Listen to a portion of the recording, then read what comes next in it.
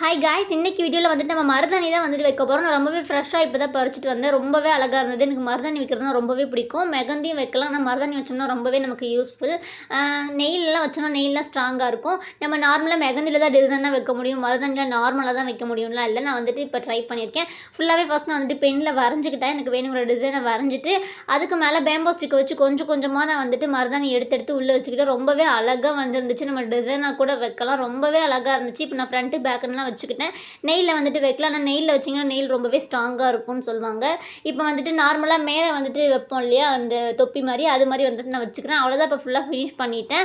இவ்வளோ க்யூட்டாக தான் இருந்தது. மெகந்தியில் வச்ச மாதிரியே ரொம்பவே அழகாக இருந்தது. மருதாணி வச்சா ரொம்பவே நல்லதுன்னு சொல்லுவாங்க. ஓகே, உங்களில் யாருக்கு மருதாணி ரொம்ப பிடிக்கும்னு மறக்காமல் கமெண்ட் பண்ணுங்கள். காஞ்சதுக்கப்புறம் இது மாதிரி தான் இருந்துச்சு. வாஷ் பண்ணால் அந்த பெண்ணெல்லாம் நம்ம வரைஞ்சிக்கலாம் ஈஸியாகவே போயிடும். லைட்டாக சொன்னாலும் நீட்டாகவே போயிடும். ஓகே, இந்த வீடியோ பிடிச்சிருந்துச்சுன்னா அப்படியே லைக் பண்ணிடுங்க. பாய். நெக்ஸ்ட் ஒரு இன்ட்ரெஸ்டிங்கான வீடியோவில் பார்க்கலாம்.